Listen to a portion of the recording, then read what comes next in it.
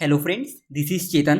भारत के पड़ोसी देश म्यांमार में पिछले कुछ समय से जो सिविल वॉर चल रही थी वो अब और भी खतरनाक हो चुकी है, क्योंकि इस सिविल वॉर की आंख की लपटों में इंडिया, चाइना और म्यांमार की सीमा से लगे लगभग सभी पड़ोसी देशों में फैल चुकी है। इतना ही नहीं, वियतनाम के एक स्पिरिचुअल लीडर ने तो ये तक कह दिया कि म्यांमार में जो सिविल वॉर चल रही है उसमें इंडिया को इंटरवीन करना चाहिए। आप ये देख सकते हैं, द हिंदू की न्यूज है कि Vietnamese spiritual leaders urge India to start peace dialogue between Myanmar junta and rebels.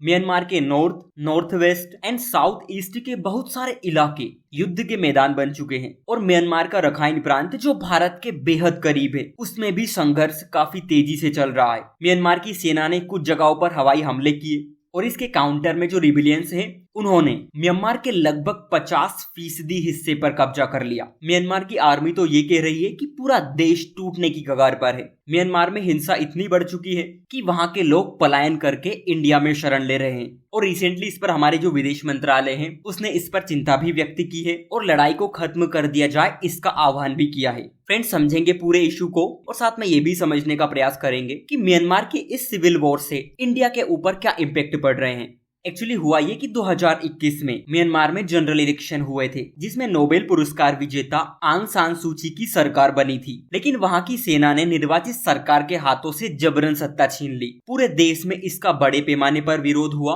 और लोकतंत्र को बहाल करने की मांग को लेकर लोग सड़कों पर आ गए, लेकिन वहां के सैन्य शासकों ने आम लोगों के इस विरोध को ताकत से दबाने की कोशिश की, जिसका नतीजा ये हुआ कि वहां के जो आंदोलनकारी हैं उनका एक हिस्सा हथियार उठाने पर मजबूर हो उठा और ये आंदोलनकारी उन सशस्त्र समूहों से जाकर मिल गए जो पहले से ही म्यांमार में बहुत सारे इलाके को आजाद करने की मांग कर रहे थे। उसके बाद दोनों ही पक्षों में लड़ाई शुरू हो गई जिनमें 4000 से ज्यादा लोग मारे जा चुके हैं और इसमें एक नया मोड़ तब आया जब 27 अक्टूबर से Myanmar national democratic alliance army, Ta'ang national liberation army और अराकान आर्मी, जिन्हें थ्री ब्रदरहुड अलायंस कहा जा रहा है, इन्होंने मिलकर ऑपरेशन 1027 शुरू किया, जिसका मकसद म्यांमार में सैन्य शासन को उखाड़ फेंकना है। रिपोर्ट्स तो ये भी है कि इन रिबेलियंस ने 100 से ज्यादा मिलिट्री आउटपोस्ट पर कब्जा कर लिया, जो कि इंडिया म्यांमार और म्यांमार चाइना बॉर्डर पर crucial towns and check points थे। फ्रेंड्स, रिबेलियंस के इस ऑपरेशन 1027 ने वहां के मिलिट्री रूल को बैकफुट पर धकेल दिया,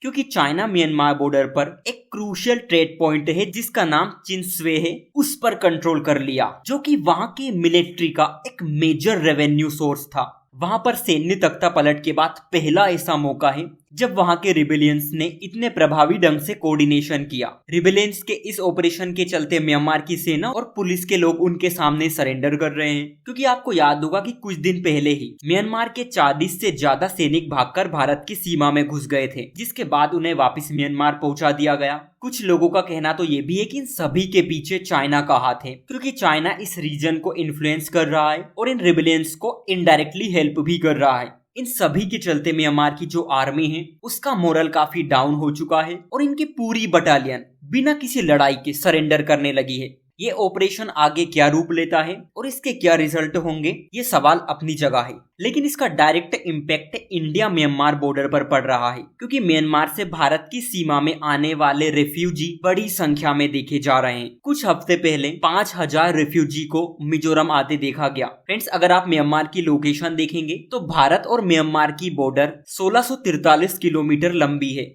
मिजोरम, मणिपुर, नागालैंड और अरुणाचल प्रदेश, इन 4 राज्यों की सीमा म्यांमार से लगती है और खास बात यह है कि फ्री मूवमेंट सिस्टम के तहत यहाँ के लोग सीमा के दोनों तरफ 16 किलोमीटर तक आ जा सकते हैं।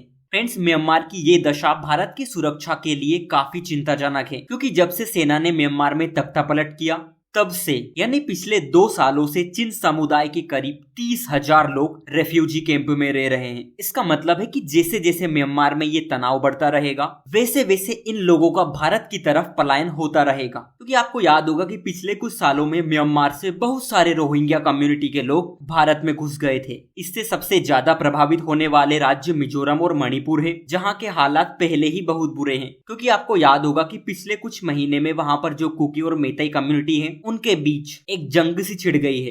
फ्रेंड्स, हमारा नॉर्थ ईस्ट इलाका पहले से ही संवेदनशील है। इंडियन गवर्नमेंट ने बहुत सारे सेपरेटिस्ट ग्रुप पर प्रतिबंध लगा रखे हैं, क्योंकि ऐसे ग्रुप्स म्यांमार की सीमा पर ही पनाह पाते रहते हैं। भारत और म्यांमार की जो बॉर्डर है वो काफी कॉम्प्लेक्स है। यहाँ नदी, पर्वत और घाटियों में बटी हुई है, इसलिए इनको कंट्रोल करना हमारे लिए काफी टफ हो जाता है। क्योंकि Indian government north east region में रह रहे सेपरेटिस्ट ग्रुप के खिलाफ जब भी कड़े कदम उठाती है या उन पर कार्रवाई की जाती है, तब ये ग्रुप्स डरकर भागकर म्यांमार में चले जाते हैं और फिर वहां से चीन की सीमा में दाखिल हो जाते हैं, जिसके चलते हमारी आंतरिक सुरक्षा पर दबाव बढ़ जाता है। नशे का अवैध कारोबार इस पूरी समस्या का एक अहम पहलू है, जिसका सोर्स गोल्डन ट्रायंगल यानी म्यांमार, लाओस और थाईलैंड के बॉर्डर वाला इलाका है। फ्रेंड्स, इस पूरी स्टोरी में चीन की भी एक अहम भूमिका है, क्योंकि चाइना पिछले कई सालों से म्यांमार में एक्टिव है और उसका काफी ज्यादा यहाँ पर इन्वेस्टमेंट है। वहाँ बहुत सारे रेबिलियंस को सपोर्ट करता है और म्यांमार की जो आर्मी है उससे भी उसके काफी अच्छे रिश्ते हैं।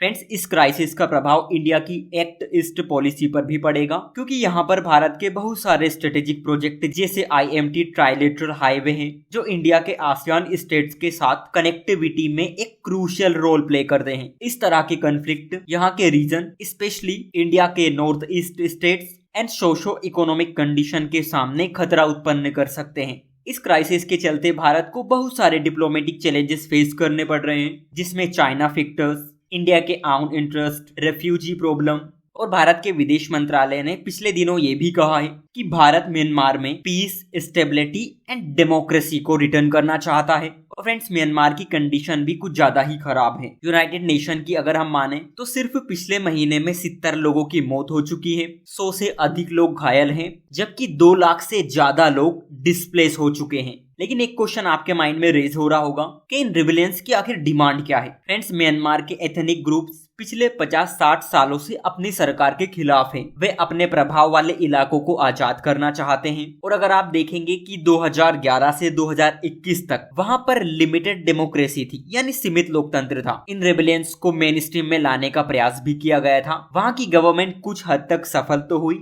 लेकिन पूरी तरह नहीं। लेकिन 2021 के बाद सैन्य तख्तापलट हुआ और सिचुएशन पूरी तरह हाथ से निकल गई। कुल मिलाकर देखे तो म्यांमार अभी एक ऐसी पहेली बन चुका है जिसे शायद ही कोई सुलझा सकता हो। वेस्टर्न कंट्रीज म्यांमार से बात भी नहीं करती। वहां पर जितने भी इंटरनेशनल ऑर्गेनाइजेशन हैं, वो सिर्फ डिस्प्लेस हुए लोगों को ह्यूमैनिटेरियन एड प्रोवाइड कर रहे हैं। यानी फिलहाल तो कोई भी देश, संगठन या संस्था ऐसी सिचुएशन में नहीं है कि वहां म्यांमार की आर्मी और वहां के रिबेलियंस के बीच समझौता करवा सके। शायद यही कारण है कि वियतनाम के जो स्पिरिचुअल लीडर हैं, उन्होंने इस मसले को खत्म करने के लिए, म्यांमार में शांति स्थापित करने के लिए भारत से मदद मांगी है। लेकिन फ्रेंड्स, देखना दिलचस्प होगा कि क्या म्यांमार की हालत सुधरती है, क्या वहां पर फिर से शांति कायम हो पाएगी, और अगर हाँ, तो भारत की उसमें क्या भूमिका होगी। सो आज के लिए इतना ही। Thank you.